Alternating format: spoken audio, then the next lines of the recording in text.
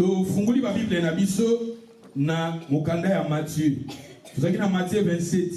Thème na biso zali le bénéfice de la mort de Jésus. Peut-être le bénéfice de la mort de Jésus par la grâce de Dieu si possibilité koko zala to koko si sango lelo pour peut-être le mikolokeya to banda ko parler le bénéfice de la résurrection de Jésus. Na lobaki to bandaki le bénéfice de la croix. Le bénéfice de la croix, tu comment le bénéfice du sang de Jésus. À part le sang de Jésus, tu as pu parler le bénéfice de la mort de Jésus. Et après le bénéfice de la mort de Jésus, tu as le bénéfice de la résurrection. Parce que Jésus a ses quoi qui. Jésus a ses quoi. Quand on parle sur le sang de Jésus, quand on parle sur la croix de Jésus, tant qu'on peut parler sur la résurrection, nous allons dans le Matthieu 27. Matthieu qui a veillé le 24. Dans l'église sous to continuer si par la grâce de Dieu to koki kosilisa yango lelo egezala malamu mingi. Matthieu chapitre 27. Le gouverneur prenant la parole leur dit: lequel de deux voulez-vous que je vous relâche? Ils répondirent: Barabbas. Pilate leur dit: que ferai-je donc de Jésus qu'on appelle Christ? Tous répondirent: qu'il soit crucifié. Le gouverneur dit: mais quel mal a-t-il fait? Et ils crièrent encore plus fort: qu'il soit crucifié. Pilate, voyant qu'il ne gagnait rien, mais que le tumulte augmentait, prit de l'eau, se lava les mains en présence de la foule et dit: je suis innocent du sang de ces justes. Cela vous regarde. Et tout le peuple répondit: que son sang retombe sur nous et sur nos enfants. Alors Pilate les relâcha Barabbas, et après avoir fait battre le verge Jésus, il les livra pour être crucifié. Thank you. Merci. Tofani na biso na kombo na Yesu. Thank you. Et rapidement, na lingi to souligner verset 7 très important. Na lingi parce que na olobela verset 7. Balobi après avoir délibéré, il achetait avec cet argent les gens du potier. Na lingi to souligner potier. Les noms de olobela potier. Les champs du potier. Thank you. Na bana ko parler Matthieu na vie na biso le 24. Totalaki tolobaki na kati na Bible bakangaki Jésus toyebi que disciple moko ya Jésus atekaki Jésus tango ateki Jésus et la Bible nous dit ayaki komona ki atekaki innocent azimbongo ake amemi mbongo na temple kobwaka yango. La Bible nous dit ba sacrificateur basoki mbongo wana balobi ke moye batiango na trésor sacré ezate et basoki mbongo wana basombaki yango les champs du potier. Basombaki yango mabele dimanche passé toyekolaki makambo wana moyena zonga wana eza sauté. Mais où est très important na lobelaki point ya potier te le nom de na ngina lobela point ya potier. Basombaki mabele baiko babi mabele yango champ yango ezalaki champ du potier. Potier baza batoyo basalaka ba argile, basalaka ba sand, basalaka ba vase, basalaka ba kopo, basalaka ba lutu, basalaka ba biloko ya ndenge na ndenge basanya mbele tout ça. Basalaka ba argile, basalaka ba décoration belé ko basalaka à travers argile. Alléluia. Mais balobi ke mabele wana, terre wana, champ wana ezalaki champ ya nani ya potier. Alléluia. Étant basomba ki yango basala ki yango cimetière ya ba étranger na lobela ki yango dimanche passé par la grâce de Dieu Matthieu a pris toujours chaka mona ba YouTube. Mais ce qui est très important ben les choses qu'on parle dans le verset 15 balobi à chaque fête le gouverneur avait la coutume de relâcher un prisonnier. C'est lui qui demandait la foule. Babandaki na chaque fête de toper par exemple le lot et sa journée à fête, il faut pas libérer prisonnier moko. Mais prisonnier wana, il faut ba peuple ne pas pour na prisonnier en go bagotika. Et balobi na biso Jésus lokola bakangaki batekaki ye akomaki condamné parce que quelque part babi Jésus-Christ bakangaki pour ba bomaye ba condamnaki d'abord et bazo meme siko pour ba crucifier. Mais il fallait siko batuna ba peuple batuni ba peuple. Balobi c'était le jour de la fête. Batuni bat entre Jésus na Barabbas. Parce que Barabbas, bakangaki Barabbas, babi Barabbas azaki moyibi moko ya munene oyo ayebanaki na bavili wana nyonso na Jérusalem bayebaki ye, na Samarie bayebaki ye, na Bethlehem bayebaki ye, bamba Capernaum bamboko nyonso ezalaki wana bayebaki Barabbas parce que azalaki moyibi oyo abandaki kobebisa kopanza. Parce que la Bible nous dit dans le livre de Jean chapitre 10 verset 10, le voleur ne vient que pour dérober, égorger, détruire. Moïbe a 3 bits. D'abord, ayaka goyiba. Sokaye ayibi soko lingi o se défendre ko bomayo. À part ko boma ayaka pe pour ko bebisa.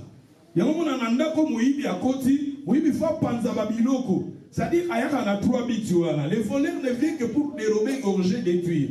Ba te belé ba koma ba pauvre pour Barabbas akota kana banda ko na bango. Ba te belé ba koma na ba problème na santé. Pour Barabbas, tant que koyiba, ce qu'on veut se défendre, quand on chantambeli, quand bambote loko, comme il a problème dans la santé, comme il a problème dans mutu, ou comme il a problème dans les autres, c'est-à-dire Barabbas, alors qu'il mutu moko, batunion son à Jérusalem, batunion son à Samarie, batunion son à Bethlehem, batunion son à Capernaum, batunion son à territoire wana wa Jéricho, bayeba qui azalaki grand voleur, azalaki criminel à monene. Azaki muyibi ya munene. Barabbas azalaki image ya makambo mabe azaki incarné kati na ye. Parce que ba miyibi taw bakenda ko yiba mingi bazanga ba fuba mela masanga fuba mela ba drogue fuba chaba ba drogue ba serene fuba mela, c'est-à-dire quelque part Barabbas a ko incarné le mal. Et tout à coup Pilate gouverneur a vu Jésus à Tchewana, il fallait siko ba peuple basa la choix. Parce qu'il y a mon acquis, quelque part, à mon avis, Jésus va gagner par envie, va gagner par la jalousie, bon ça va, parce que va sacrificateur, ne va gagner Jésus. Va sacrificateur, c'était des hommes de Dieu. Parce que Jésus a qui dans le ministère, il y a côté, il y a Kokango, il y a Kobiki, ça ressemble à un miracle, et les sacrificateurs va s'épeler là dans le ministère à Jésus. C'est pour cela, tant mon disciple, pourquoi Jésus a eu opportunité, au tek à Jésus, on a eu opportunité, il y a Kokanga Jésus pour Babomaï. Mais tout le peuple, bon ligue entre Barabbas, on le moutunion soit qui Barabbas, on a qui criminel à mon aîné, on a créé un problème dans ma vie à battre. A créé un problème dans ma foyer, a créé un problème dans ma botte, a créé un problème dans la communauté. Batchéwana. Et Bazubé Jésus, au Babengi Christ Batchéwana. Balbi n'a pas peuple, basa la choua. Boligi bati que la bino Jésus. Ou bien Babomi la bino Barabbas. Balbi ba peuple, bani Koganga. Non, non, non. Baboma Jésus. Bati que la bango Barabbas. Les peuples, ils ont voulu bati que la bango Jésus, mais pas christifier Barabbas. Pilate kuta tunya libolingi ça va dit que la bino Jésus. Bon, est-ce que Jésus va ça la nini? Bango nyonso balobi Jésus la nini christifié. Obi ko christifié mutu, o bazo benga pendaison. Et zala qui parmi ba crime moko honteuse na période wana. Sur mutu oza ba bomio ne kulusu ba christifié yo ezaki parmi ba crime moko ya munene ya makasi, c'est-à-dire il faut pas humilier yo, c'est comme humiliation. Et le peuple balobi balingi na bango batika la bango Barabbas, batika la bango muto bande ko sala mabe, batika la bango muto bande ko créer ba problème na ba foyer, batika la bango muto bande ko créer ba problème na ba communauté, mais balingi ba christifier Jésus. Et balingi makila na eko ya na wikolo na biso pe na bana na biso. Mais Jésus en a la christifié. Jésus a lié ça qui bat. Jésus a ça qui bat miracle. Parce que moi, si on va dire cet exemple que cette femme qui avait la perte de sang pendant 12 ans, ceux qui payent Azaki n'a qu'à groupe alors Jésus a la christifié. Parce que il y a un cas de la Bible, Azaki n'a mutumoko Azaki aveugle pendant 38 ans. Mais il y a des personnes qui parmi Batu, Jésus a la christifié. Pas trop parce qu'il n'y a pas de problème. Bartimée, le fils de Timée. azaki aveugle. Oh, Jésus a dit que ceux qui passent parmi Batou, oh, il n'y a pas de koloba Jésus à la christifier. Jésus a dit un miracle, la Bible nous dit, Bible dans le livre, il y a Jean, Jésus a dit un miracle, comment la Bible était. Si vous lisez dans les livres de 1 Jean chapitre 3, la Bible nous dit, dans l'acte des apôtres, Jésus partait de lieux à lieu, faisait que du bien. Guérissait ceux qui étaient sous l'emprise du diable. Dans Acte chapitre 10, verset 38. Il faisait que du bien. Copie qui ça? Copie ça bon moi. Jésus, amoni batuna passe ya bikisi. Amoni batuna maladie ya bikisi. Amoni batu bazangi mapa a multiplier mapa pesi batu. Jésus, il faisait que du bien. Mais bateau, balingi Jésus dans la Christifie. Mais bateau balingi Barabas dans la liberté. Voilà la madame. Ce qui peut les lots. Tokoki koloba batu ya tango wana basaki erreur. Oui, basaki erreur. Soki ezaki na tango na biso, tolingaki de Barabas azala christifié, mais Jésus-Christ ne azala na liberté. Menga pe na ngina tu na yo lelo. Nzambe pas tu na yo lelo. Tala siko na vie na yo nani yo azala na liberté. Ezali Barabas ou bien ça Jésus? Dans notre vie, dans ta vie, 2018, dans quelques minutes, Nani Oya Dominaki, Barabas ou bien Jésus-Christ n'est pas Dominaki. Barabas, je vous ai dit, comme Barabas est le fils du Père. Jésus, si vous lisez dans la Bible nous dit, vous voulez toujours accomplir les désirs de votre Père qui est le diable. Barabas, il incarne le mal, il incarne le diable. Et souvent dans nos vies, Batebele, Badésira, car Jésus a christifié. Mais Barabas a la liberté. Batubele et la période où il y a ma fête, quand on a l'église mingi kanami. Batubalingi Barabas, kene na baboite de nuit za kofungwa ma Barabas. Batumusu lelo bazana momo ya komi na kuiti. Na momo azo batu komi biloba loba Barabas. Ozo mona peta Barabas komi incarné. Malili batumusu bazo sentir malilité. Bakui et komi awana ba centre wa centre ne nazo ba siko eza fermé parce que batubalingi omona peta misala ya Barabas. L'église est nulle. L'église bat bazate. De l'eau l'église migeza kokangama.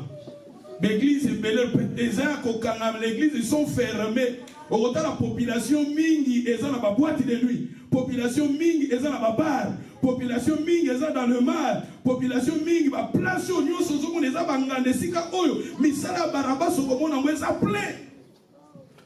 Bato bateka ba drogue na momo bazo sala mbongo. Bafango basala ka prostituer momo bazo sala mbongo. Bato bazana bazo ko sala makambo nzamba sepela kana ngote les œuvres du ténèbre na moment où ils ont un impact.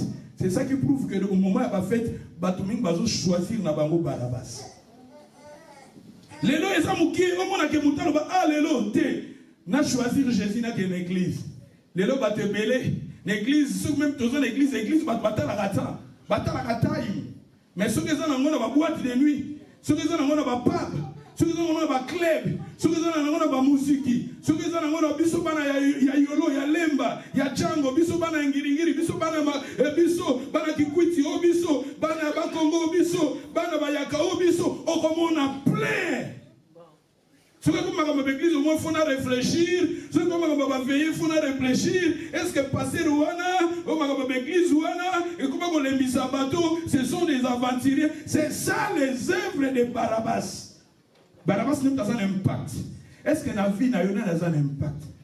Est-ce que la carte n'a pas dominé?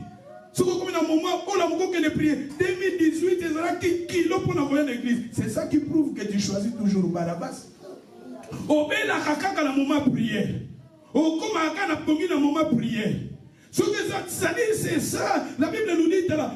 Biso bana na nzambe belé. Est-ce que nzambe le lozo tout na yo nani oza na liberté na vie na yo? Est-ce que c'est Jésus ou bien c'est Barabas? Est-ce que dans ton foyer, na kati na foyer na yo, na kati na ndako na yo, atmosphère ya ndako na yo, ezoloba ke Jésus Christ azali ou bien Barabas ne tazo dominer. Kanda ne tazo dominer. Colère ne tazo dominer. Critique ne tazo dominer. Kanda colère au kanga 2 jours, 3 jours, 4 jours, 3 jours. Osaka na colère na mobali non, c'est ça qui prouve que que Barabas na bande foyer bat mususu a imposé système na ye. Yo liga wote m'a imposé yango. Vous êtes incapable de se libérer, vous pouvez imposer. Et ça, vous avez choix. Barabbas a imposé le système dans la vie. Quelque part, la Bible nous dit dans le livre des Galates, chapitre 5, verset 16, 17, 18, la Bible nous dit les œuvres de la chair, l'impudicité, l'impureté, tout ça, ce sont des œuvres de Barabbas. Regardez maintenant dans ta vie, nani oyazo impact, nani oyazo la liberté, nani oyazo koloba, nani oyazo diriger, c'est Barabbas ou bien Christ. Jésus, il faut que Jésus soit la christifié. Batobaponi, Jésus christifié. Jésus condamné. Jésus, c'est-à-dire, Jésus a la trois phrases. Premièrement, il faut Jésus a la deuxièmement, il faut la condamné. Troisièmement, christifié. Jésus, liberté, nous avons la liberté. Barabbas, c'est la liberté. Quand on a la liberté, impudicité, nous avons la liberté. Songi, nous avons la liberté. C'est-à-dire, mais ça, nous avons la liberté. Moi, dans l'ensemble, quelque part, tous les battés, nous sommes la choix. Tous les pour nous Barabbas, tous les battés, aux autres année 2018, peut-être Barabbas, nous avons un impact. Mais tika lelo à travers Matéa, oyo kamatéa, oyo zoa décision, ya ko stopper Barabbas na vie na yo, ya ko stopper Barabbas, oyo azo dominer, oyo azo ko imposer système na vie na yo, oyo azo ko imposer volonté na yo, azo ko contrôler vie na yo, azo ko contrôler âme na yo, azo ko contrôler foyer na yo, azo ko contrôler finance na yo, azo ko contrôler ba bien na yo. C'est ça ce que ça Barabbas lelo. Loba Barabbas Kobanda Lelo Nganayo Abou Pia. En 2019, Tokotana Jésus. En 2019, Tokotana Jésus. Comment? Oyo Nyoso Barabbas a imposé maladie katina vina yo. Nazali ko libéré yo lelo au nom de Jésus. 2019, ezala année à guérison au nom de Jésus. Barabbas a imposé la mort, a imposé suicide, a imposé la malédiction dans ta vie. Et 2018, ezali ko cela. 2019, ezala année épanouissement au nom de Jésus. 2019, ezala année moko au Jésus d'ako dominer. Jésus-Christ a incarné Galates chapitre 5 verset 20-22. Les fruits de l'esprit, l'amour, la joie, la paix, la tempérance, patience. Jésus-Christ a incarné amour. Jésus-Christ a incarné la vie de sainteté, la vie de sanctification, la vie d'amour. Jésus-Christ a incarné la prospérité. Alors que je souhaite que tu prospères en tous égards, comme prospère l'état de ton âme. Dans le livre de Jérémie chapitre 29 verset 11, alors je connais les projets que j'ai formés sur vous, projet de paix et non pas projet de malheur. Jésus, les voleurs ne viennent que pour dérober, égorger et détruire. Moi, je suis venu afin que le brebis passe en la vie et vie en abondance. 2019, ezala année abondance au nom de Jésus. Ezala année où combattant au nom de Jésus. Ezala année où saisir ma bénédiction au nom de Jésus. Ezala année où sera guéri au nom de Jésus. Ezala année où palpe ta bénédiction au nom de Jésus. Amen. Oyo nyonso ezalaki. Il y a bandoto ya mabena butu zalaka toujours comme ce comme kana butu fuloto bandoto bakangi na kingo Barabbas akoti muibe aka na butu pona ko fina muibe aka na butu pona ko boma na butu comme ka bandoto ya mabe bandoto nezalaka na ba cimetière na ba montagne na ba colline na ba rivière na se ya mabele na se ya mai bacha na cimetière lelo dans le nom de Jésus nazali ko stopper bandoto wana na kombo na Yesu. Et cette année 2018 ezali kosuka lelo oyo nyonso ezalaki soko lalo ozomona ba femme de nuit ba mari de nuit ozo se sentir ozobimana mutu moko ozo se sentir mutu moko azoya kobimana yo koya ko déranger yo nazali ko stopper bandoto wana dans le nom de Jésus. 2019 ezala année à kimia au nom de Jésus. Le 2019 ezala année à kimia pour au nom de Jésus. Comment 2019 ezala année à kimia au nom de Jésus. 2019, eza année, au nom de Jésus. 2019, eza année, élévation au nom de Jésus. 2019, eza année, il y a santé, il y a guérison, il y a travail, il y a mbongo. Dans le nom nom de Jésus. Oh Dieu, sa pauvreté. Yango Dieu, c'est ça que le bawana, ce sont des œuvres de Barabbas.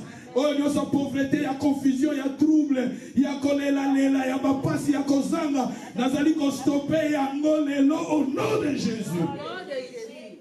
Année 2019, eza année prophétique pour nous. 2019, eza année prophétique pour nous. 2019, eza année oyokomata au nom de Jésus. 2019, eza année oyokotatola au nom de Jésus. 2019, eza année oyo baporte de fungama pona yo au nom de Jésus. 2019, eza année oyo kosimba ba promesse nzambe pona vie na yo au nom de Jésus. 2019, eza année à sécurité au nom de Jésus. 2019, eza année à gloire au nom de Jésus.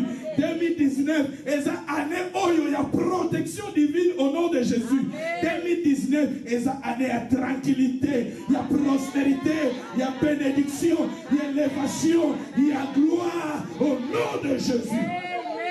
Oh Dieu, c'est ça qui misala, il y a Barabbas to stopper yango.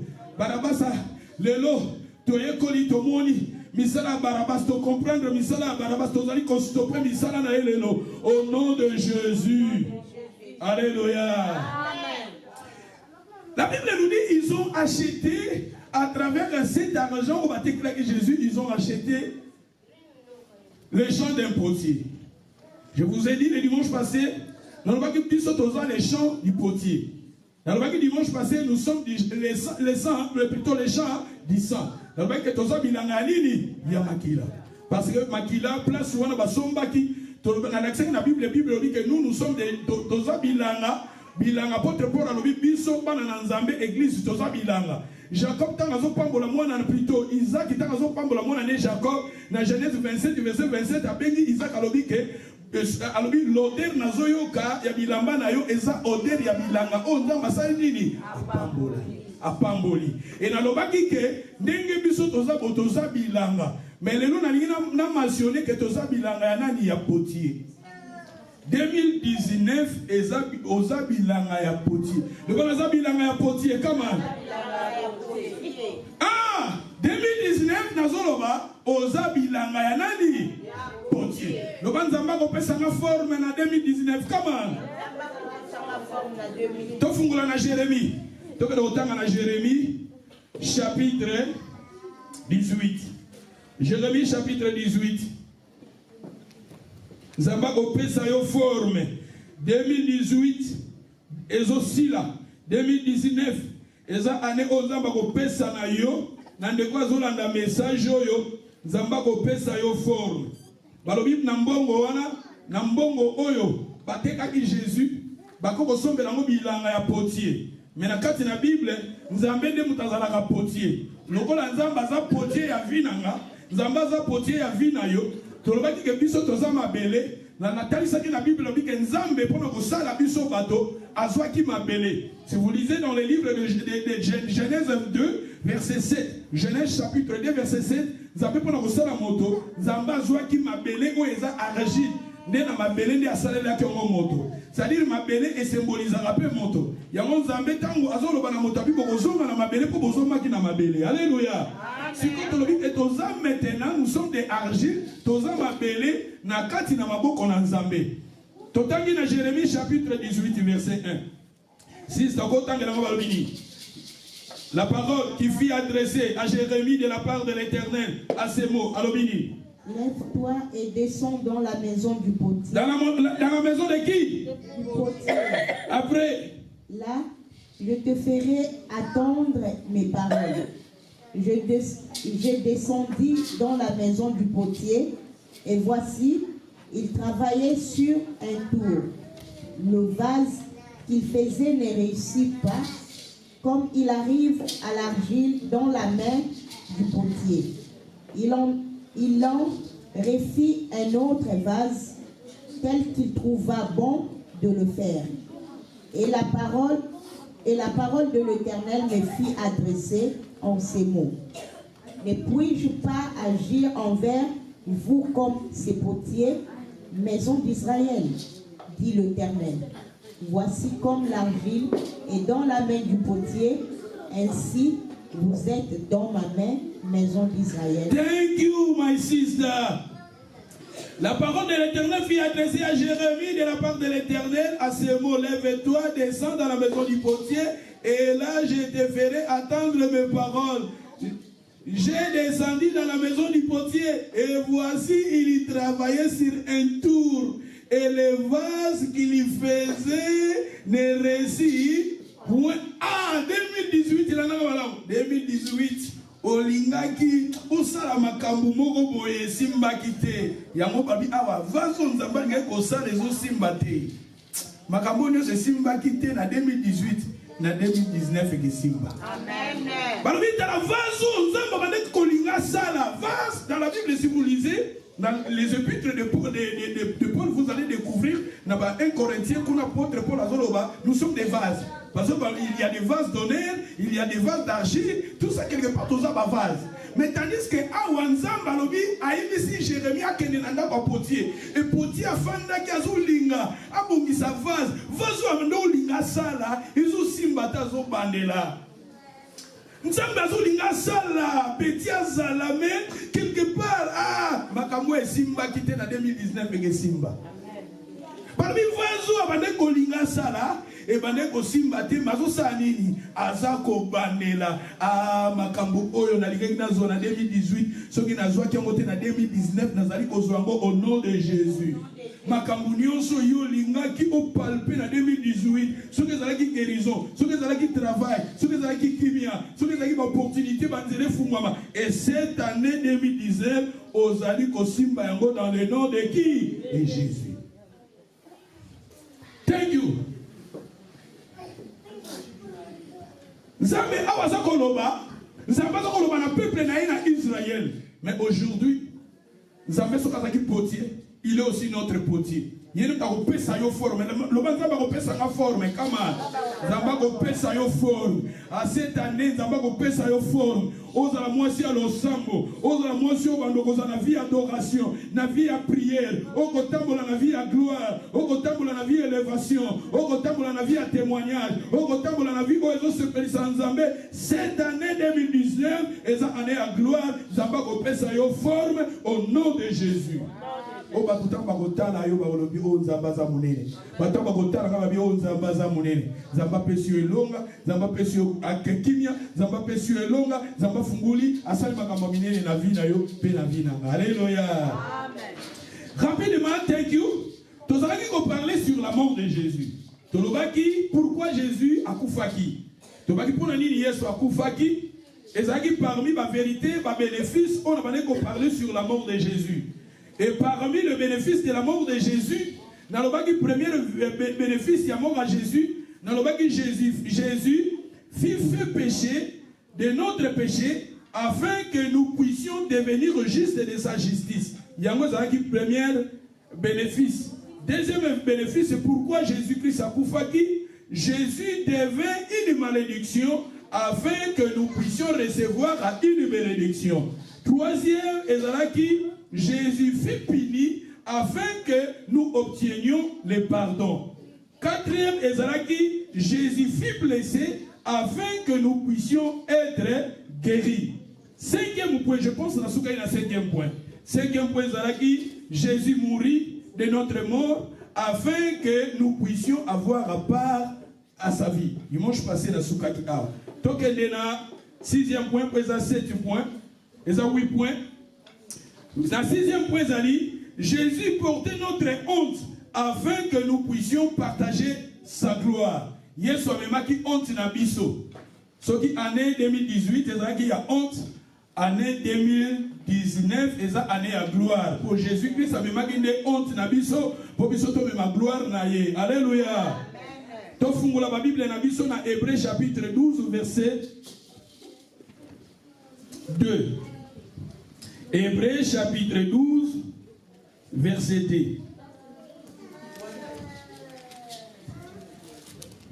Ayant le regard sur Jésus, le chef et le consommateur de la foi, qui en vue de la joie qui lui était réservée, a souffert à la croix, méprisé l'ignominie et s'est assis à la droite du trône de Dieu. Considérez en effet. Thank you, sister. Balobi Awa, ayons les regards fixés sur Jésus, le chef et le consommateur de la foi, qui, en vue de la joie qui lui était réservée, a souffert à la croix, méprisé l'ignominie. Et ça, l'ignominie, hein? Dans la Bible, en français courant, et c'est quand l'ignominie, c'est honte. L'ignominie, elle dit qu'on honte.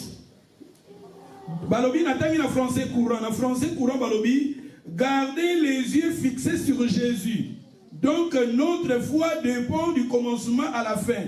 Il a accepté de mourir à la croix, sans tenir compte de la honte attachée à telle mort, sans tenir honte attachée à cette mort. Jésus-Christ en basant au crucifié, il est pour les juifs, ezalaki crime moko ya munene ndenge ba crucifié qui est nekulu suwana. Jésus, il était crucifié, pendu au bois.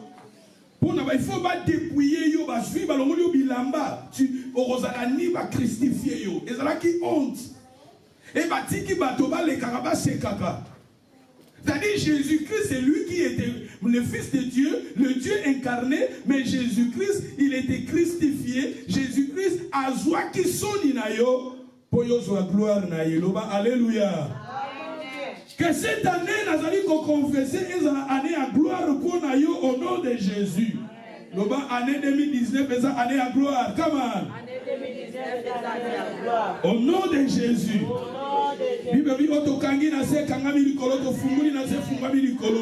Jésus-Christ, il a pris notre honte.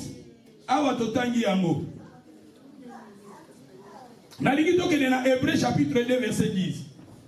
Jésus-Christ a eu honte nabiso. Pourquoi il était crucifié?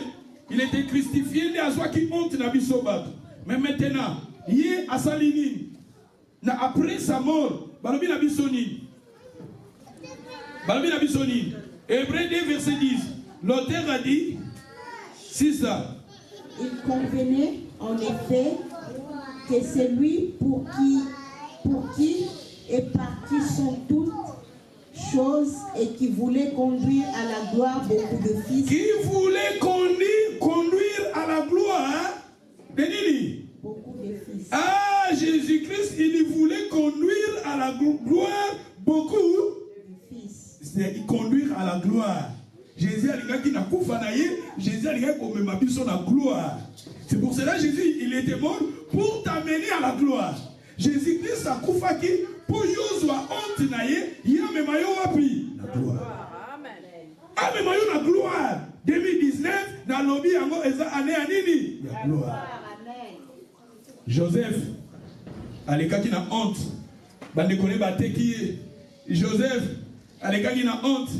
Batiaki na prison. Joseph a salaka plus de 2 ans en prison. Plus tard, Nzambe azali Nzambe na miracle a consoler bana na ye. Ayaki kotel misa Joseph pour même Joseph na gloire. Et Nzambe wana za fidèle. Amemaka Joseph na gloire. Et comment kana moment moko Nzambe amemaka Joseph na gloire. Nazali pe ko loba pe ko prophétiser pour na vie na yo que 2019 si quand Nzambe amemayo na gloire. Amen. 2018 peut-être les aki année ya confusion, ya trouble, ya colère, ya passe, ya honte, mais 2019 est année à gloire. Zamba memona gloire, Zamba matisa yo, Zamba tombola yo, Zamba fungola banzela, wezaki akokangama na 2018, na 2019, Zamba fungola yango dans le nom de Jésus. Zamba pesa victoire, Zamba pesa yo longa, Zamba zalana yo au nom de Jésus. Alléluia. Totanga na Bible na chapitre na Philippiens chapitre 2. Tokele na Philippiens le bon Tazana Pembeli na yo bonne année, to comme déjà minuit. Bonne année! Bonne année! Eza année à gloire pour yo. Eza année à gloire pour yo. Le eza année à gloire pour Nakama. Azali kokanga na kombo na Yesu. Eza année on a combattu. Eza année on a ko percer. Eza année on a ko témoigner. Eza année on a ko santé madame. Eza année à gloire. eza année à gloire. Nazokoloba na komoko 2019, ozali kokota na yango, okoti na yango, kota zala déterminé, eza année à gloire, eza année à gloire, eza année à gloire au nom de Jésus. Thank you. Philippiens, nous ouvrons dans le livre de Philippiens, chapitre. Dans le livre de Philippiens, chapitre 2, verset 7. Mais il s'est humilié lui-même en prenant une forme de serviteur, en devenant semblable aux hommes, ayant paru comme un simple homme. Il s'est humilié lui-même, se rendant obéissant jusqu'à la mort à la croix. C'est pourquoi aussi Dieu l'a souverainement élevé. Dieu l'a souverainement élevé. Il nous a amenés à la gloire. Yesu pa matisayo. Lokola ya mataki. Yepe ane osanini amatisayo. C'est pourquoi Dieu l'a souverainement élevé et lui a donné le nom afin que au nom de Jésus, ma bolongo nyonso efukama likolo nase pe nase na mabele et que toute langue confesse que Jésus est Seigneur à la gloire de Dieu. Père, nasali koloba pe na kombo na Yesu. Année 2019, eza année à gloire. Nzamba matisayo, mabolongo nyonso, na likolo na se, pe na se na mabele. Batemo bafuka melayo, bato sayo na kombo na Yesu, bato sayo na kombo na Yesu, maladie to sayo na kombo na Yesu, bapasi bato sayo na kombo na Yesu, babanda kokima yo na kombo na Yesu, pauvreté kima yo na kombo na Yesu, maladie kima yo na kombo na Yesu, et kima ndako na yo, au nom de Jésus, papa c'est kima yo. Koufe Kimayo, maladie, confusion Kimayo, au nom de Jésus, envoûtement et Kimayo, au nom de Jésus. Alléluia. Donc, le 7e point, Jésus, on dira notre rejet, afin que nous puissions avoir son acceptation en étant qu'enfant de Dieu. Jésus, on dira notre rejet afin que nous puissions avoir son acceptation en étant qu'enfant de Dieu. Jésus-Christ, Andimaki, rejet Nabiso. Nous étions rejetés. Tous ceux qui rejetés, Jésus-Christ, c'est rejet Nabiso. C'est ça. Pour la ligne Yesu akufaki. Nous avons le bénéfice de la mort de Jésus. Jésus-Christ, ayaki kozwa rejet na biso. Ayaki kozwa rejet pour biso toko masiko yobana na nzambe. Tokende Matthieu chapitre 27 verset 46. Kuna na Matthieu 27 verset 46 à 50, Jésus-Christ a dit papa pourquoi o abandonné nga? Jésus-Christ, il était rejeté à son père. Quelque part, Jésus, il a dit que ma nourriture, c'est de faire la volonté de celui qui m'a envoyé. Mais regardez à la croix, Jésus dans bazo bomaye, alobi Eli, Eli lama sabatani. Oh, il dit papa, pourquoi ou abandonné là? Et ça, bon côté, botangela nga balobini. Six ta balobini. Et vers la 9e heure, Jésus s'écria d'une voix forte, Eli, Eli lama sabatani. C'est-à-dire, mon Dieu, pourquoi m'as-tu abandonné? Jésus-Christ, c'est pourquoi il était abandonné. Parce qu'il a pris notre place. Il a pris notre rejet. Il a pris notre rejet. Oui, rejet. Et ça a pris ma belle vie. Rejet. Mon père a rejeté. Ou bien moi, c'est rejeté. Ou bien famille rejeté. Ou bien ça va ma belle. Papa reconnaître yoté. Papa le barake yoza yete, yoza mwana nete.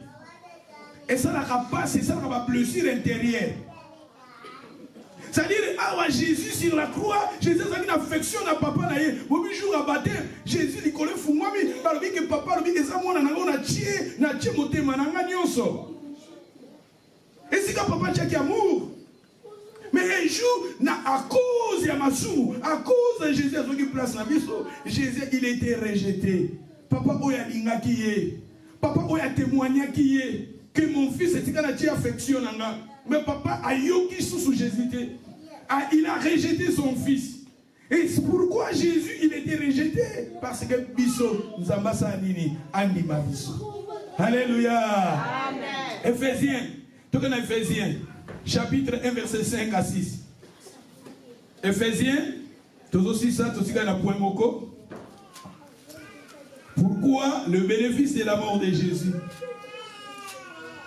Kumama e kala Yesu e kumama kumama kona nzambe kumama kumama e Éphésiens chapitre 1 verset 5 kumama e elingia basantu kumama kumama nzambe malamu kumama yawe mama e kala Yesu e kumama kumama mwana nzambe kumama kumama engana yambeli Yesu kumama kumama elonga basantu kumama yawe kumama kumama mwana nzambe balobi na bisoni.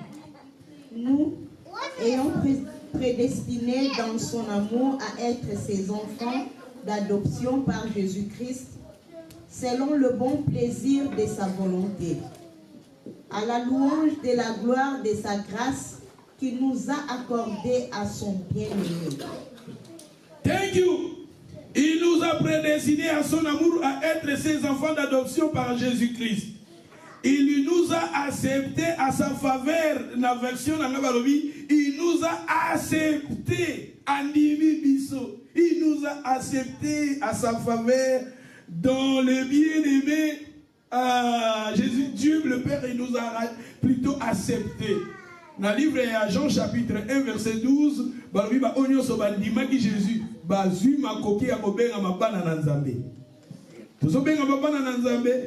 parce que Jésus-Christ il a pris notre rejet. Jésus a eu rejet pour nous accepter comme les enfants par l'adoption à travers la mort de Jésus. Alléluia. Amen. Huitième point, Jésus devint pauvre de notre pauvreté afin que nous puissions être enrichis de ses richesses. Jésus devint pauvre de notre pauvreté afin que nous puissions être enrichis de ses richesses. Jésus Massia a comme dit pauvre. Jésus a pauvreté. Jésus a riche. Il était riche. Si on a besoin de mes disciples, péché Jésus il était riche. Dans l'acception de la Bible, même les disciples, un jour à tout est-ce que vous avez le côté Bazaraka a toujours quelque chose. Jésus il était riche. Pauvre, c'est pour cela, tant qu'il est un enfant de Dieu, il faut te réclamer. Alléluia. Amen. Totanga 2 Corinthiens chapitre 8 verset 9. 2 Corinthiens chapitre 8 verset 9. Le bénéfice de la mort de Jésus. Pour la ligne, Akufaki, pour Azwaki, Bobola Nabiso, pour que ce soit riche. Je suis riche. Alléluia. Alléluia. Amen. Oui, bien. Là, c'est que ça vise. Oui, bien, dans Moussala, et si dans la salaka, tout comme je suis un pasteur, je suis pasteur, je suis riche. Parce que, on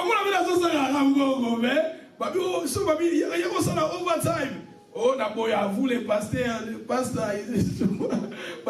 si vous comparez avec le pasteur, la tique va opérer la position, alléluia. Si vous alléluia.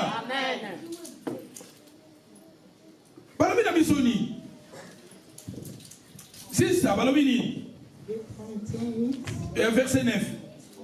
Car vous connaissez la grâce de notre Seigneur Jésus-Christ, qui pour vous s'est fait pauvre, des riches qu'ils étaient, afin que par sa pauvreté vous fussiez enrichis. Thank you. Car vous connaissez la grâce de notre Seigneur Jésus-Christ, qui pour vous, Jésus pour nous, Pour Nabiso, il fait pauvre.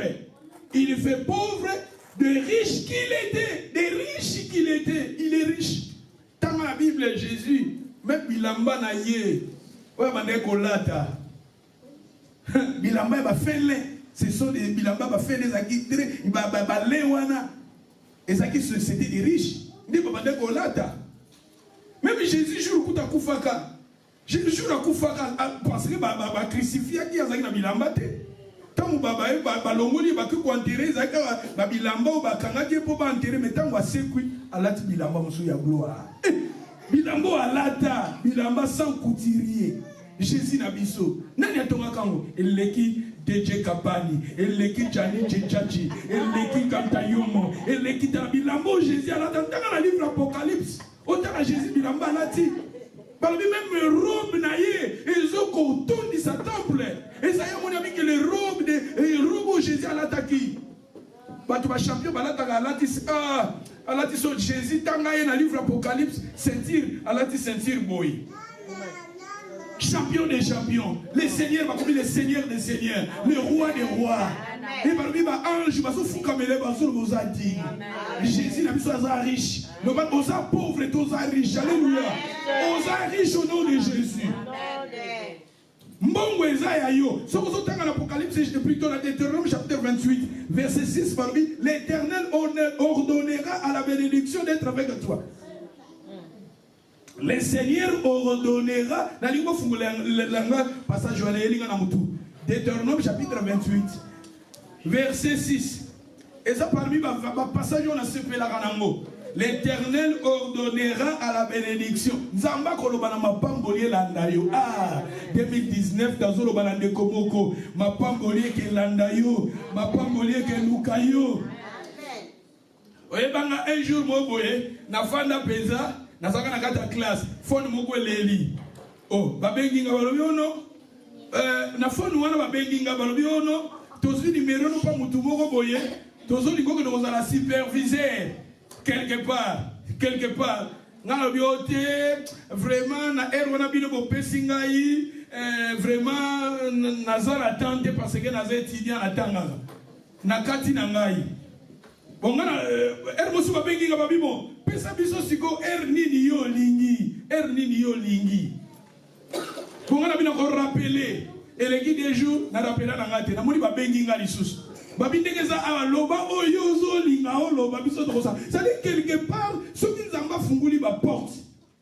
C'est-à-dire yango babina bisoni botangela ngango. Deutéronome 28 verset 6. Balobini. Sister, balobini. Tu seras béni à ton arrivée et tu seras béni à ton départ. Hein? L'Éternel te donnera la victoire sur tes ennemis. Et l'Éternel te donnera la victoire sur tes ennemis. Surtout dans Facebook, surtout dans temps de vivre, dans Facebook, il y a WhatsApp, tant compliqué. Et comme on Facebook. Baba ndako kuna baba soulaire na baba bazo critiquer na baba lelo lokola kuna bakoma bango nyonso na Facebook. Tala ba Facebook ezala rasoute na biso bakongo ba le ozokona batu nyonso kaka biloko bazokoloba batu nyonso bakokoloba na basi ya mabala bakoma koloba kosala émission mukili ya ba Facebook. Omona mutu bazoboma me bazoko filmer. Mutu azodinda na mai me batu bazoko filmer. Mutu bazo bete ma confi, ils sont là, bazo filmer. Et ça ka mboka ba monda ba caméra. Ozo so na mutu azo sala recording na yo. Ozo yebate. Monde moko foye monde moko keba. Monda ba caméra. Mutu ko solo la asala ka recording a maloba na yo. Balobi na bisoni. Si ça continue. Na lingi na luka passage jusqu'à balobi que il ordonnera, je pense peut-être les 6 ou bien 8. L'Éternel ordonnera à la bénédiction d'être avec toi dans tes greniers et dans toutes tes entreprises. Il te bénira dans le pays que l'Éternel, ton Dieu, te donne. L'Éternel ordonnera. Nzamba koloba na mapambolier landa yo. Nzamba koloba na nzambe ni mtakoloba.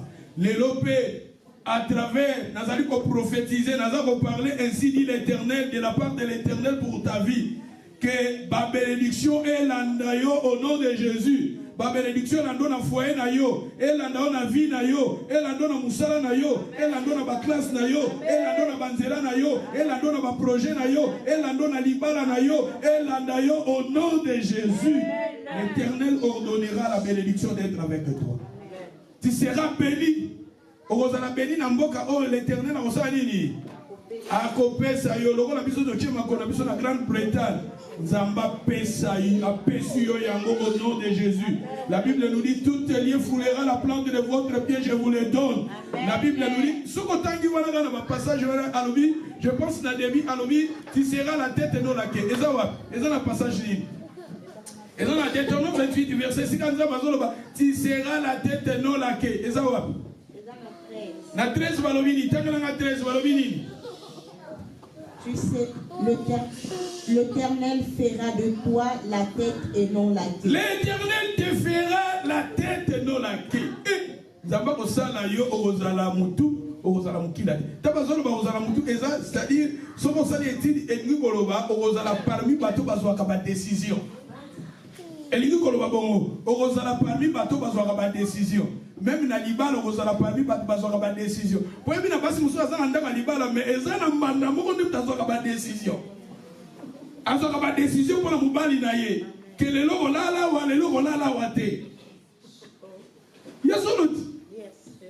Tabazolo ba que tu seras la tête et non la queue. Elingi koloba ozala na position ya ko commander ya ko diriger. La tête position ya mutu. Cette année 2019, elle a l'année où elle a la position à Moutou. Elle a la position à Moutou. Comment? Elle a diriger. Elle m'a posé en Afrique. Position à Moutou. On dit 203 sa position à Moutou. But Moussou Bazaki continue à me dire pose la position à Moutou. Zamba Kolinga Yoza la position à Moutou. Yondo Sungaka, Yondo Edaka, Yondo O éclair, Ozo la Kisanzela. Au nom de Jésus. Alléluia. Jésus-Christ a comme qui pauvre pour yo comme riche. Loba naza riche. Il faut sur la mouki na tongo loba naza riche. Quand on a circonstance à vide, tout confesse ça car dans le bagana biso David a bomaka Goliath parce que David il était inspiré. Goliath pendant 40 jours a téléménaka Israël la résistance. Et tant que Goliath a fait la grimace dans Israël les obanga. Combien de gens Goliath a fait la grimace dans la vie na bango bazobanga tandis que tous en Nzambe. Mais Goliath plutôt David, ce sont des gens au bazo téléma avec la promesse de Dieu. Au bazo téléma pour affronter le Goliath. Mais ba yana maloba moko positif. Ba yana maloba moko positif.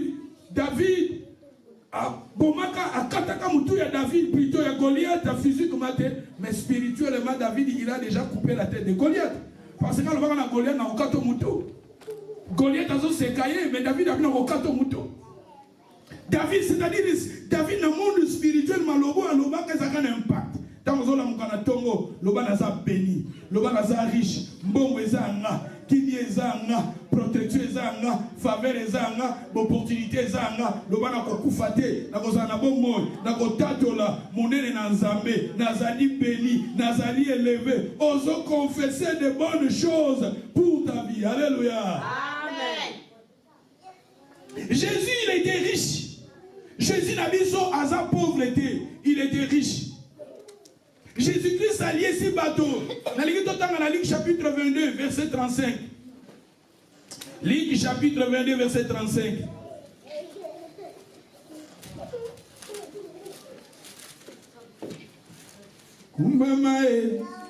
Ligue 22, verset 35. Il leur dit encore, quand je vous ai envoyé son bourse, son sac et son soulier, avez-vous manqué de quelque chose?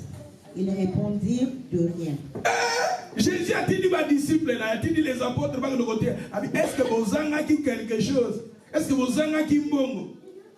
C'est-à-dire Nzambe na biso Nzambe asungaka pesaka. Ezala batebele lelo zo mona zo beta kayu, azo gagner bato musu ba gagner au moins 5000 livres na mois.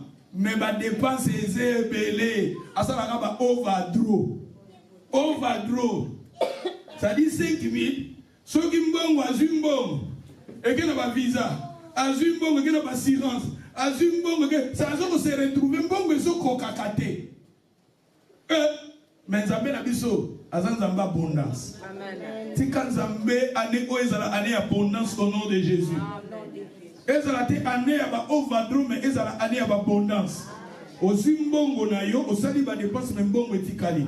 Ceux qui vont foutre même 1000 livres, aux combien dans mois habité, peut-être aux 600, aux 800, mais au sali va dépenser 200 petits cali. C'est ça l'abondance. Tant que les autres ont kokakate, na ko lakisa biso un jour na côté ya sur abondance na côté ya sur ezala ba mususu ba kotaka. Au moni la femme prodigue, tant que naka dépenser ki balobaka comme kozanga, akotaki na ba overdraw, akomi kozanga. Mais tandis que la Bible remonte à Jésus-Christ, ça y est pour dans la vie en abondance. C'est-à-dire, vie au mouton, vivre vie en abondance. C'est-à-dire, moutou oyo, ba fouti, a fouti babil matikali na quelque chose. Où est comme abondance? Ba fouti yo mille, au sali ba dépense na yo, au tikali peut-être na 200 ou 300. Où est comme abondance? Parce que au sali ba dépense na yo, bon, mais au tikala où est comme abondance. Jésus-Christ, ça y est pour dans la vie en abondance. Non pas tous à la bateau, tous au côté en bas overdraw. Et ça va esprit faut te télémer la gayango. Faut que télémer la pauvreté, la pauvreté ça va bé. Pauvreté c'est ça va mutu valeur. Pauvreté, bateau belé na ba Congo no monde à cause de pauvreté ça yaya, mais autorité nyonso et comment pas ba petit. Ba petit frère ne va commander qu'on soit ba décision na famille. Pour y azana rien. Mutu akufi na famille bakobenga petit oyo kutu peut-être car eza makasi babengi o ndengeza a mineva la bana o ndengeza a mutazo bala ye lokola za na rien. Pauvreté et créer la jalousie yo kasi ba famille belé le ba kabona ba komana pauvreté parce que si nous tous nous sommes bénis tellement ba famille ko ezala ka batu nyoso ba cousin baza béni kuna bana noko bana tata moi si bino nyoso baza béni au mona famille bon occuper ba vie à batuté obi ba famille musu ba komana ba problème depuis ka mona na ba kena na poto akoma atinda ka tele moko bo aloko taka mona wenzi mais créer problème atinda frigo moko bo azo ka na nzela atinda créer oh yazo ka frigo azana tout bo frigo na te ah frigo ventilateur. Mais je vous dis la vérité. Na kende na Congo maman mo ko tala ka bindi na za mobali akufa ki famille mobali be kukanga mbetu be kukanga ventilateur. Il fallait pas dire na bien maman zo recruter ventilateur. Comme ventilateur les arabes ba wenzi bazo boaka. Ça dit pas ba tout ça le ba héritage, ça le ba bifoise wango. Pauvreté ça mabé. Tant la Bible, exemple, parmi ma promesse, la Deutéronome, voilà, Zambazo pesa biso, tokozala, azo promettre biso, babiloko, bien matériel. Pauvreté, et kabola rabat. Pauvreté, et si ça va tout valeur. Pauvreté, et ça, esprit, moko ya mabé, faut tout télémer la kayango. La sala koufa kava les temps, ça va pour pauvreté. Il voulait manger des miettes qui tombaient à la table. Tandis que riche, à ça, nous sommes des riches en Jésus-Christ. Il faut refuser la pauvreté. Pauvreté, créer la jalousie et kabola rabatou. Ma kaboué benim to rozana valeur té. Osa l'importance té na mi sobat. Alléluia. Amen. Totanga na Luc chapitre Jean chapitre 12 verset 4 à 8. Je pense que je vais m'arrêter ici. Ce qui est très important. Bon, peut-être Jean chapitre 12 verset 4 à 8. Jean chapitre 13, verset 29, Matthieu chapitre 17, verset 27, Matthieu 14, verset 15 à 21, Deutéronome chapitre... Moi je pense que nous arrêtons ici. Merci. Le passage, la PC, ce qu'on a dit na YouTube, na Facebook, peut-être au gros attend, il y a autant de passages. Tout est le magasin bon de là. Naye epai na yo waka ngai libanda te longola ngai na mpasi